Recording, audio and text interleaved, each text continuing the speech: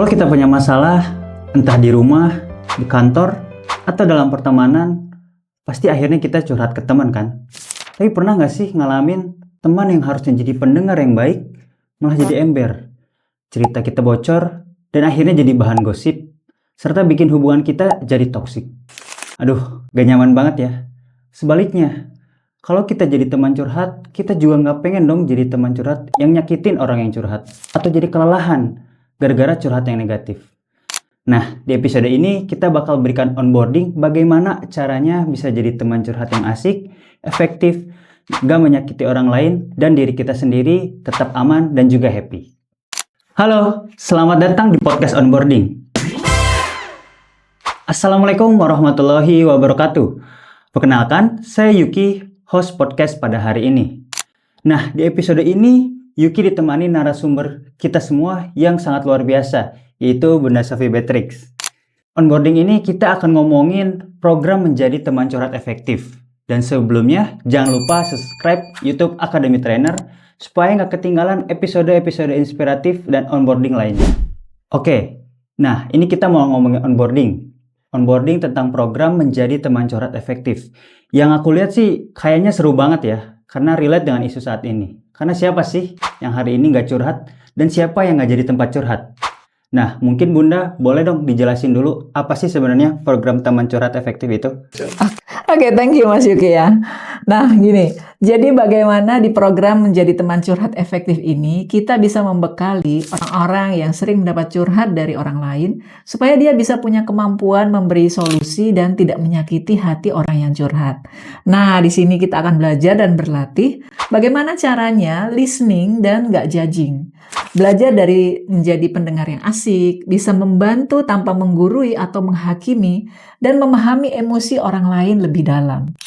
Dan yang lebih jadi menarik lagi, di program ini dirancang juga agar kita bisa berdamai dengan diri sendiri. Mengatasi agar kita tidak terkena sampah emosi orang lain. Di mana kita bisa menemukan cara untuk lebih tenang, lebih mindful, dan akhirnya kita bisa membantu orang lain, Mas Yuki. Oke, jadi tadi yang aku tangkap memang kita fokusnya bukan langsung cerita, bukan langsung jadi tempat curhat, tapi juga fokus ke diri kita juga ya. Betul, Mas Yuki. Oke, nah mungkin kita lanjut lagi. Nah, sepengalaman Bunda, sebenarnya apa aja sih kesalahan yang sering dilakukan saat kita menjadi teman curhat? Oke. Wah, ini pertanyaan yang menarik sekali ya, Mas. Dalam pengalaman saya ada 5 kesalahan umum yang paling sering dilakukan saat menjadi teman curhat. Nah, ini mungkin teman-teman yang nonton di sini, ini juga pernah mengalami ya. Yang pertama, biasanya kita sebagai teman curhat ini terlalu cepat memberikan solusi. Maksudnya sih baik ya, ingin membantu. Tapi kadang-kadang orang yang curhat itu sebenarnya hanya butuh didengarkan. Nah, mereka mungkin ingin mengeluarkan unek-unek atau emosi yang mereka rasakan dan tidak ingin langsung diberi saran. Nah, yang kedua, kita mengalihkan fokus dulu nih, biasanya kecurhatannya itu ke diri sendiri gitu ya. Nah, yang kedua, kita mengalihkan fokus biasanya ke curhat diri sendiri dulu gitu ya. Atau biasanya ini istilah populernya disebut dengan adu nasib. Nah, ketika seseorang cerita tentang masalahnya, kita malah membandingkan dia dengan kita. Misalnya, oh aku juga pernah tuh lebih parah malah dari kamu. Nah, ini bisa bikin orang yang curhat jadi ilfil ya, merasa nggak nyaman dan merasa malah nggak berarti buat didengarkan. Nah, yang ketiga ini meremehkan atau menghakimi. Kadang-kadang ada ya yang berniat kita itu memotivasi orang, tapi malah salah. Cuma gitu aja kok, ayo jangan lebay dong, semangat dong gitu. Atau malah menyalahkan, itu sih kamu sendiri ya yang salah bukan dia gitu. Nah, ini tentunya bikin orang lain jadi nggak nyaman dan kapok buat curhat lagi. Yang keempat, nah ini tidak bisa menjaga kerahasiaan Mas Yuki. Nah, ada istilahnya FGD atau forum curhat discussion. Ketika kita curhat malah dibagikan ke orang lain, dan itu bukan hanya melanggar kepercayaan ya, tapi juga memperburuk situasi. Dan dari yang kelima, cara mendengarkan tidak mindful. Nah, ini biasanya juga terjadi, kita dengerin sambil kita scroll HP, motong cerita, atau bahkan terlihat nggak peduli. Ini bikin yang curhat ini jadi bete. Masalahnya dia nggak selesai, bahkan jadi masalah juga dengan kita. Gitu kan. Nah, ini ada 5 hal ini yang sering kita lakukan. Kira-kira gimana Mas Yuki? Dari 5 itu yang mana nih? Waduh, itu langsung apakah aku kelimanya? Adakah aku melakukan kelimanya gitu? Iya ya.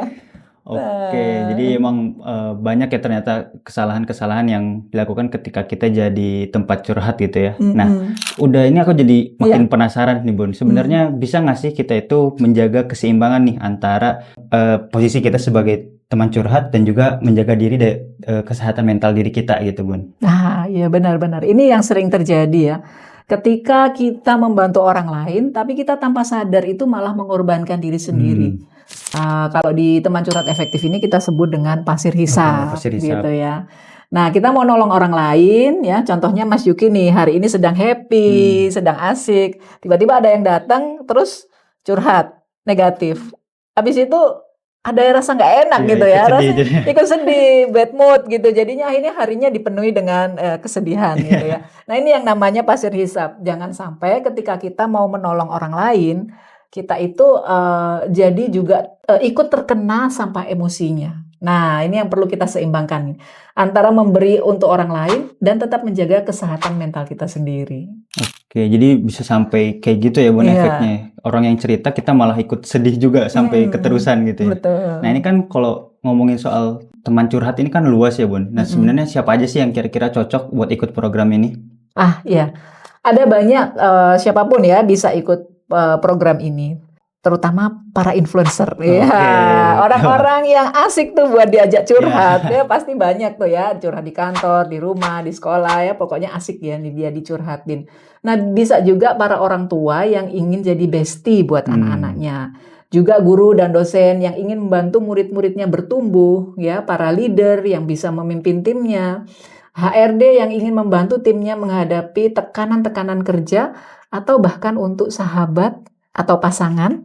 Nah, Mas Yuki udah punya pasangan belum? Waduh, Ya, dan ini ingin menjadi teman curhat yang baik bagi sahabat atau pasangannya. Oke, jadi emang dari lingkungan sekitar kita sampai luas ke pekerjaan gitu ya Bun ya? Betul. Nah, ini kan programnya kalau yang Yuki lihat nih agak panjang juga nih ya Bun. Boleh dijelasin nggak journey-nya ini kayak gimana? Oke. Nah, journey ini keren banget yang kali ini kita bikin program settingnya beda ya dengan journey training pada umumnya. Kalau biasanya kita memberikan materi training, kemudian ada tanya jawab dan lain-lain gitu ya. Tapi kali ini kita ada materi, kemudian ada e-book sebagai panduannya, dan itu ada 6 kali pertemuan. Ya, bayangin 6 kali pertemuan, kemudian ada 6 kali praktek ya, dan ada mentoring. Ada sesi juga di grup, itu kita bisa saling curhat, sharing. Ada yang jadi teman curhat, ada juga jadi orang yang curhat. Nah, ini jadi seru ya. Bisa belajar sekaligus juga curhat. Oke, jadi yang Yuki lihat ini komplit banget ya Bun ya. Jadi mulai dari kita ngasih materi, kemudian juga ada e-book sebagai panduannya. Dan di 6 pertemuan ini nggak cuma materi aja, tapi juga ada praktiknya. Nah, itu yang penting ya untuk jadi teman curhat efektif, perlu praktiknya. Nah, mungkin untuk terakhir nih Bun, kira-kira closing statement-nya apa nih buat teman-teman yang mungkin ragu atau pengen ikut program ini? Oke. Pesan saya sederhana, coba tanya ke diri sendiri teman-teman, apakah Anda ingin menjadi seseorang yang ingin bisa keluar dari situasi berat, di lingkungan yang toksik, dan ingin memberikan pengaruh besar bagi perubahan diri orang-orang di sekitar Anda. Bila iya, segera lakukan langkah pertama, yaitu menjadi teman curhat yang benar-benar efektif. Selesai dengan diri sendiri dan siap berkontribusi. Wah, luar biasa ya. Udah kayak gini, Yuki nggak sabar pengen ikut juga gitu, ikut curhat ke Bunda juga gitu. Aduh, gitu ya. Oke, luar biasa sekali ya teman-teman obrolan kita ini gitu, penuh manfaat juga gitu ya. Thank you banget, banyak juga insight yang kita dapatkan gitu tentang program menjadi teman curhat efektif. Dan memang ternyata menjadi teman curhat bukan sekedar mendengarkan, tapi juga bagaimana kita bisa membangun hubungan agar tetap sehat dan saling mendukung. Dan ternyata dengan jadi teman curhat efektif, kita bisa membantu diri kita sendiri untuk jadi lebih baik.